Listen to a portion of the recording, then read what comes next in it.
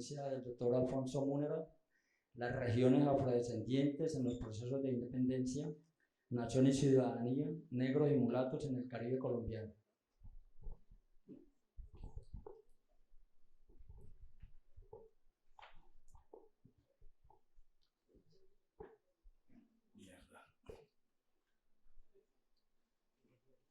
Bueno, en primer lugar agradecerles a ustedes que están aquí hoy con nosotros y por supuesto a Darío, a todo su grupo que nos ha hecho esta generosa invitación a compartir aquí estos temas.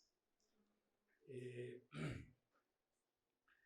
realidad lo de Oscar es una provocación, porque entonces si yo me pongo a responderle me olvido de mi ponencia, entonces estoy en un conflicto allí con eso.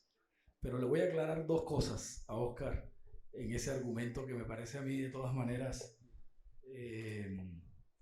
muy sugestivo. Dos cosas que son bien importantes a la hora de construir ese argumento. Es que nosotros sí hemos sido un país marinero, lo fuimos por siglos y lo seguimos siendo. Si uno coge la historia, digamos, y la divide en dos, simplemente por razones formales, entonces uno va a ver que durante la colonia, siglo XVI, siglo XVII, Cartagena es uno de los centros estratégicos de eso que él llama mundo atlántico. Porque claro, incluso antes de que se diera la expansión en las islas caribeñas de la plantación, Cartagena es ya el centro, es un centro financiero internacional y es el centro en donde se negocia el oro y la plata y además donde se negocian los esclavos. Prácticamente hasta mediados del siglo XVII los esclavos entran por Cartagena y uno tiene registros de miles, no de cientos, de miles de barcos entrando y saliendo de Cartagena. Pero al margen de eso, lo que yo quiero insistir es en esto. Nosotros hemos vivido en Colombia siempre una doble realidad, ¿verdad? Es una cosa casi surreal, porque hemos vivido contándonos la historia de un país que no es. Es decir, nosotros creemos que somos un país mediterráneo, pero no hemos reparado en lo siguiente.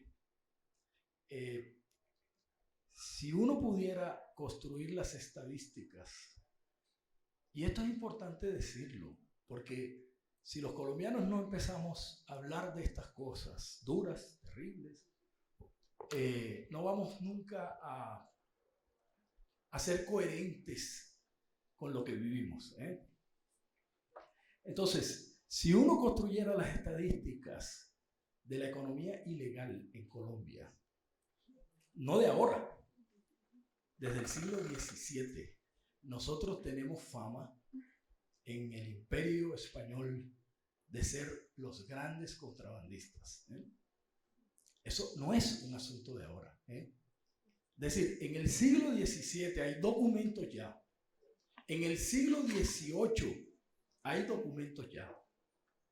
En donde están los virreyes quejándose y las autoridades metropolitanas en Bogotá quejándose por el volumen tan intenso, tan enorme, tan abierto del contrabando que circula por las costas colombianas, de la Colombia de aquella época. Y uno puede seguir el rastro de eso incluso después de la República. Uno puede seguir cómo es de intenso ese contrabando. Y todo ese contrabando se está haciendo por el mar, no se está haciendo por ninguna otra parte. Y ese contrabando le está dando sentido a la economía colombiana en muchos aspectos. Porque en realidad buena parte de ese oro y de esa plata salen de contrabando. Y salen para comprar productos de contrabando. Entonces, cuando algunos amigos míos se extrañan porque seguimos siendo hoy, ¿verdad?, los grandes contrabandistas de la marihuana, de la cocaína, ¿verdad? Es que seguimos siendo eso. Y eso sigue dándole sentido a nuestra economía, ¿cierto? O sea, la economía colombiana sigue de muchas maneras sustentada en eso, ¿verdad? Y eso es contrabando marítimo, otra vez. Son las mismas rutas del siglo XVII las que utilizan los señores de la coca y los señores de la marihuana para sacar la marihuana y para sacar la coca. O sea que no es tan cierto que nuestra economía es mediterránea. Eso no es verdad. Eso es nuestra apariencia. Esa es nuestra apariencia. Esa es nuestra economía, comillas, legal. Que además es una economía nutrida también de contrabando. Porque si ustedes van ahora, no sé cómo es en Cali, pero si ustedes van ahora a Cartagena, y me imagino que a Medellín, y preguntan qué compra el cartagenero común y corriente. No, por supuesto, el cartagenero adinerado, pero ustedes preguntan qué compra el 80% de los cartageneros. Compra ropa, compra zapatos de contrabando, chinos. ¿Por dónde vienen? Por el mar. Vienen por Panamá, van a Portete y de Portete entran al territorio. Nuestra economía es y fue y sigue siendo una economía basada en un tráfico intenso, marítimo y legal. Y eso es bien importante a la hora de definir realmente qué somos. Y además todo lo que entraba por Tumaco y todo lo que entraba por Turbo y luego entraba por Buenaventura y subía al valle, pero no lo hemos registrado, ¿verdad? Es muy difícil registrarlo con estadísticas precisas y quizás por eso entonces no hablamos de eso. Pero esa economía ilegal está basada también en toda una estructura montada sobre unas tradiciones legales, por supuesto, marítimas también.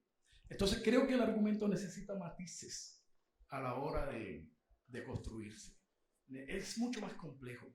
Es otra historia, mejor dicho, y otro tipo de conexión con el mundo atlántico, que entre otras cosas está detrás de la tragedia que es hoy Colombia. Porque es que no podemos seguir entendiendo por qué nos matamos tanto. No podemos seguir entendiendo por qué somos tan violentos. No podemos seguir entendiendo por qué somos lo que somos si no empezamos a entender la realidad de esa historia y de esa economía y de ese tener que depender de la ilegalidad, de ese tener que construirse sobre la ilegalidad. Pero bueno, eso es tema de otra cosa. Yo vuelvo a mi ponencia. Yo provoco ahí a Oscar con ese otro temita para que él lo incorpore ahí en su reflexión, ¿verdad? Yo lo que quiero hablar es de un tema que a mí me apasiona y del que he hablado toda mi vida, pero entonces yo lo que hago es simplemente obsesivamente encontrarle matices al mismo tema. Y entonces yo hoy lo que quiero hablar es de cómo esos mulatos y negros afrocolombianos, afrocartageneros, digámoslo así, de cómo lucharon desde muy temprano por la ciudadanía, que es un debate también, ¿verdad? Es un debate porque hay historiadores muy escépticos que creen que eso no puede ser verdad.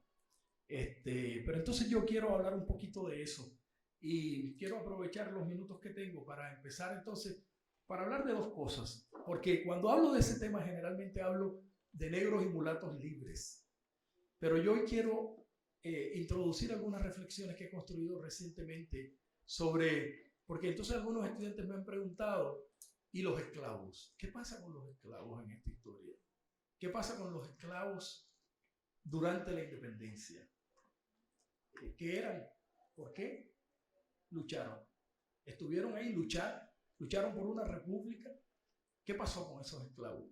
Entonces yo tengo algunas reflexiones aquí sobre eso que les voy a leer y luego me voy a referir rápidamente al tema de de la lucha por la ciudadanía de negros y mulatos libres en Cartagena. Bueno, la primera reflexión. La provincia de Cartagena fue el escenario de múltiples acciones de resistencia armada de los esclavos desde prácticamente la llegada de los conquistadores. Hombres y mujeres esclavizados lideraron revueltas y levantamientos prácticamente desde mediados del siglo XVI y a lo largo del XVII y del XVIII, que culminaron con firmas de tratados con el Imperio Español, en los que se reconocía la libertad de los cimarrones asentados en zonas inexpugnables y en los que se reflejaba la imposibilidad de los ejércitos imperiales para someterlos. Tenemos el recuerdo preciso, ¿verdad?, del tratado firmado en el Palenque de la Matuna, que después sería el Palenque de San Basilio, cerca de Cartagena, ¿verdad?, con el Imperio Español. Aunque está de moda quitarle importancia a estos acontecimientos, sigue habiendo mucho de verdad en la frase que hiciera célebre un viejo historiador cartagenero al señalar que el Palenque de San Basilio fue el primer pueblo libre de América. Podríamos afirmar entonces que en cierto sentido, sectores importantes de negros esclavos libraron su lucha por la independencia y la libertad contra el imperio siglos antes de que así lo hicieran otros sectores de la sociedad, solo que no lo celebramos. Segunda reflexión. Cartagena fue sin duda una de las grandes factorías de esclavos desde finales del siglo XVI hasta quizás un poco más de mediados del siglo XVII. Sabemos de los grandes barcos, de las grandes, comillas, cargazones de piezas africanas traídas por los barcos negreros con destinos finales, en la mayoría de los casos, fuera de su propia provincia, para ser internados por caminos de pesadilla hacia el interior del reino, a las minas de oro de Antioquia y de Chocó, y a sitios tan distantes como el Perú. Según cálculos que han hecho algunos historiadores norteamericanos, en ese viaje, fuera de los que morían del viaje que venía de África a Cartagena, en ese viaje hacia el interior, de Cartagena a las minas, morían, según algunos cálculos, cerca del 50% de la población esclava. Sin embargo, y pese a que ese era el destino principal de los esclavos que llegaban a Cartagena, según testimonios de la época, hubo de todas maneras un número grande de ellos en la ciudad de Cartagena y en la provincia.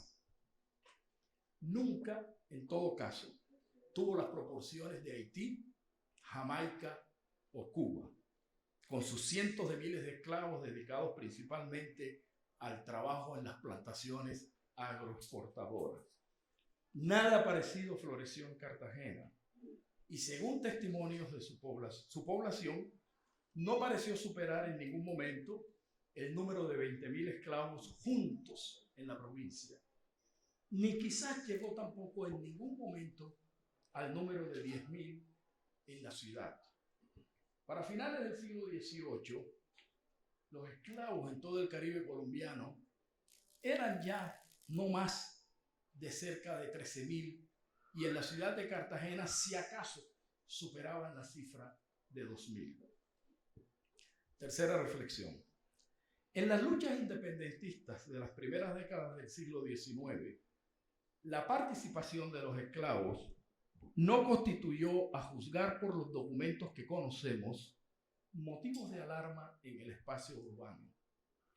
Una razón principal a considerar podría ser el pequeño número de ellos que había ya para ese entonces, unido al hecho de que ni las fuerzas imperiales ni las del bando contrario, o sea, los criollos patriotas en general, desafiaron el régimen de la esclavitud u ofrecieron la libertad a cambio de su participación en sus filas. No obstante, tenemos registros que nos permiten afirmar que en el contexto de la lucha por la independencia se presentó una profunda disrupción del sistema hacendatario basado en la mano de obra esclava. No sabemos si estos esclavos rurales participaron en la independencia como hecho político ni en qué número, pero lo que sí sabemos es que aprovecharon la ocasión en muchos casos para escapar, para fugarse de las haciendas. En el Archivo de Indias hay una extensísima documentación que muestra los esfuerzos del ejército reconquistador español después de 1815 para someter de nuevo a los esclavos huidos. Cuarta reflexión. Me parece importante destacar que tenemos información, aunque muy incompleta, de dos conspiraciones de esclavos de alguna importancia, que tuvieron lugar poco antes de que estallara la crisis política. La primera en el año de 1799 y de la cual sabemos por correspondencia del virrey.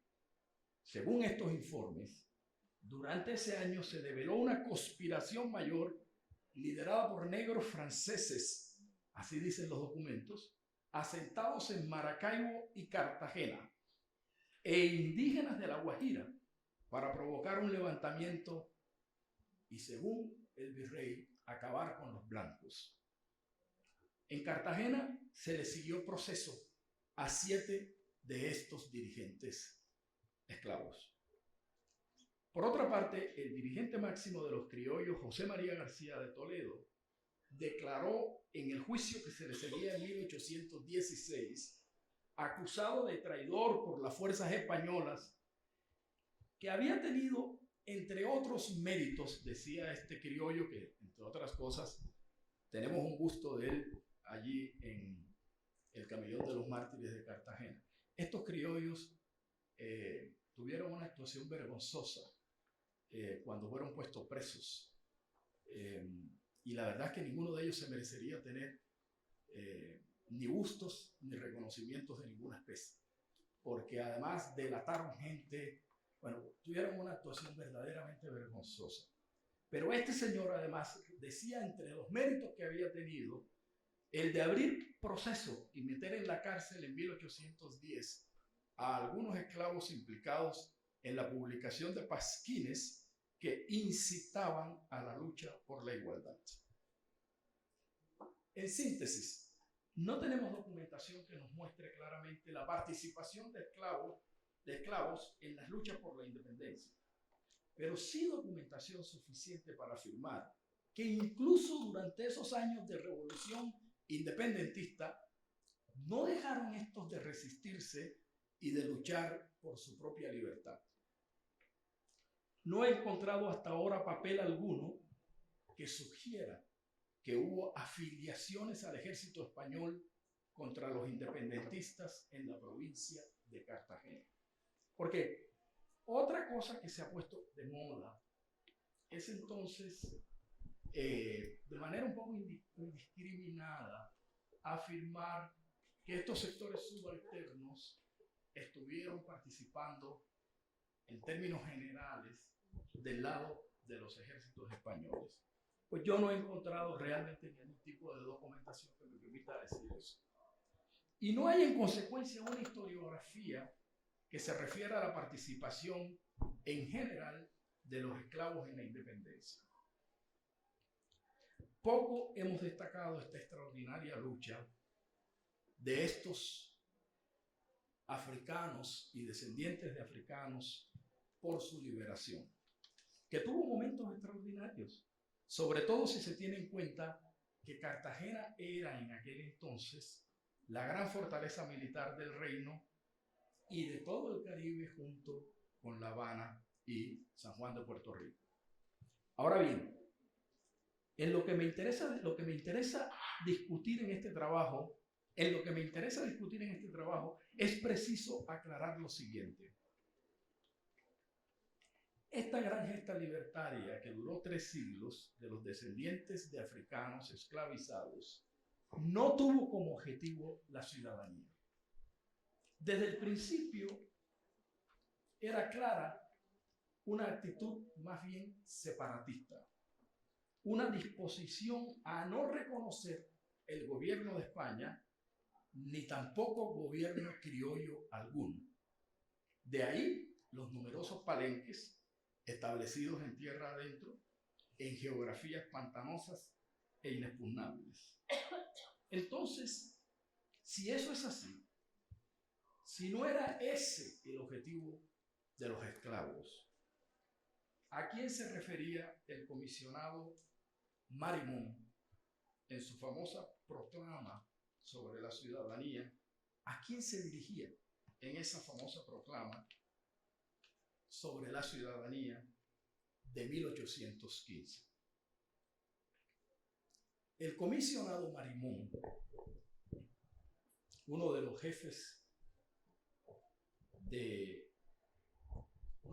políticos y militares de la República Criolla de Cartagena de 1811 a 1815, de la República Independiente. El 17 de octubre de 1815, 2 meses después de estar sitiada la ciudad por el ejército español, por el ejército de Morillo, el comisionado Marimón escribe una proclama en la que dice lo siguiente. Entre otras cosas, voy a leer el párrafo que me interesa. Dice: la Constitución española hecha por las Cortes de Cádiz, hecha en 1812 o terminada de hacer en 1812, dice: os priva del derecho de ciudadanos, esto es, del derecho de elegir y ser elegidos para gobernar y aún de entrar en el número de la población como si fuerais bestias. Por el contrario, la Constitución de Cartagena os declara, de la Cartagena Independiente, la Constitución también de 1812, os declara a todos iguales delante de la ley. Tenéis los mismos derechos, las mismas cargas, los mismos deberes que los blancos. Es bien interesante porque es bien interesante este documento en el que no hemos reparado demasiado, ¿no? Es el jefe político de Cartagena, sitiado por los españoles, diciéndole a los habitantes de Barú, que son negros todos, diciéndoles: la Constitución de España les negó a ustedes la ciudadanía, y nosotros se las dimos. Y entonces, al traducir eso, dice: y esa ciudadanía que les dimos los equipara a ustedes en derechos y deberes con los blancos. Entonces, me pregunto yo, esa ciudad que resistía en medio de un creciente problema de víveres y de epidemia, que terminaría por eliminar a la mitad de su población, en esa ciudad en la que Morillo tenía control absoluto ya de las pequeñas poblaciones que la rodeaban, entre las cuales una de las más importantes era Barú, que a la sazón debía tener alrededor de 500, 600 habitantes, todos afrodescendientes, dedicados la mayoría de ellos, negros libres, a los cultivos y a la pesca. Entonces, en esa ciudad, sitiada como está, en esa ciudad que había sido antemural del reino, ¿verdad? Fortaleza del reino, con una de las élites más arrogantes del reino y más poderosas, se escribe una proclama ofreciéndole la ciudadanía a los negros de la isla de Barú para que participen en contra de los españoles en la guerra. ¿Qué es lo que me resulta a mí interesante en esto? Lo que me resulta interesante es que cuando yo expuse la tesis de que en Cartagena los negros y mulatos libres habían radicalizado ellos y no los criollos el movimiento de independencia, entre otras razones, porque esos negros y mulatos se habían radicalizado contra España por la Constitución española que les negaba el derecho a la ciudadanía. Porque la Constitución española del año 12 le daba el derecho a la ciudadanía a todos aquellos descendientes de españoles y de indígenas en América, pero no a los descendientes de negros. Y dije que eso, haber sido eso conocido en Cartagena, había sido uno de los motores que habían impulsado la revuelta de los negros y mulatos por la ciudadanía. Cuando yo expuse esta tesis, algunos historiadores amigos se sonrieron con escepticismo. E incluso el muy destacado historiador Mauricio Archila expresó en sus comentarios que le parecía muy poco creíble que a principios del siglo XIX un grupo de negros y mulatos tuviesen comprensión del sentido de una ciudadanía moderna. Está escrito, además. Está escrito como comentarios a una ponencia mía. En otras palabras, era válido el discurso de la ciudadanía como discurso de las élites criollas, pero no de ninguna manera como discurso subalterno de afrodescendientes. Ya voy a terminar. En realidad ha sido una paradoja que recorre el pensamiento, la construcción intelectual sobre la nación en Colombia, que va desde los liberales radicales hasta los marxistas, ¿verdad? Esa profunda paradoja de hablar a nombre de un pueblo a quien se le niega la comprensión de la política moderna.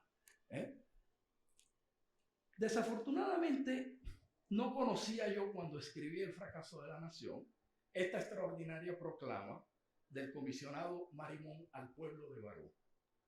Después de leerla no me queda duda alguna de que el discurso ciudadano había sido tema central en la lucha por la independencia y en la creación de la República en 1811 y 1812, entre las gentes del común de la ciudad de Cartagena.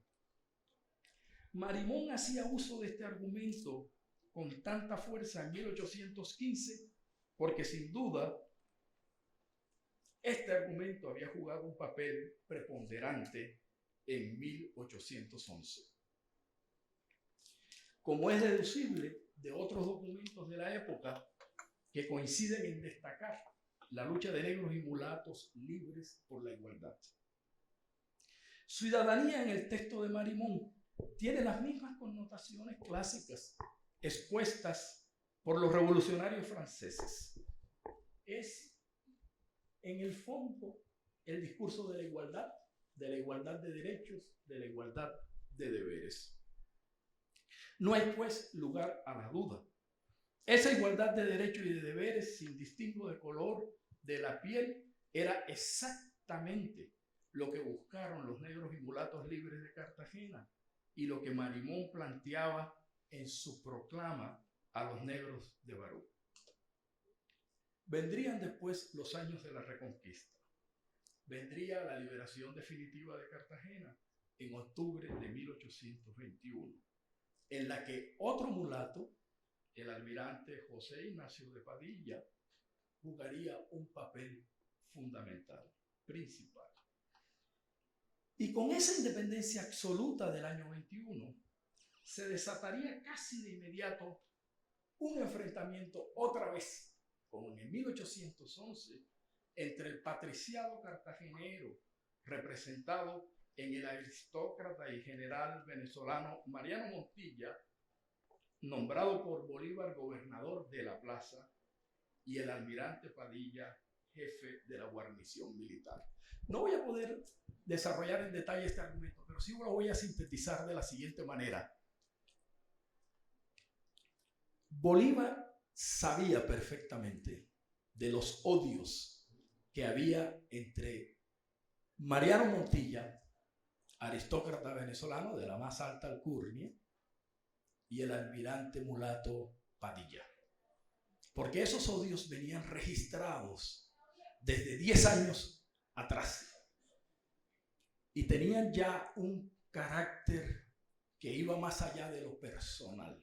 Cuando uno lee la correspondencia de Mariano Montilla con Bolívar, es fascinante porque hay cosas como esta. En una carta, Mariano Montilla, que odiaba a Padilla, le dice a Bolívar lo siguiente. Le dice: el almirante Padilla ha hecho una gran fiesta en su casa. Y le dice, y le describe, ¿no? La rimbombancia, digámoslo así, de la fiesta, ¿no? Y entonces concluye con una frase. Y dice: mi querido general no ha invitado a ni una sola mujer blanca. De ese tenor eran las cartas.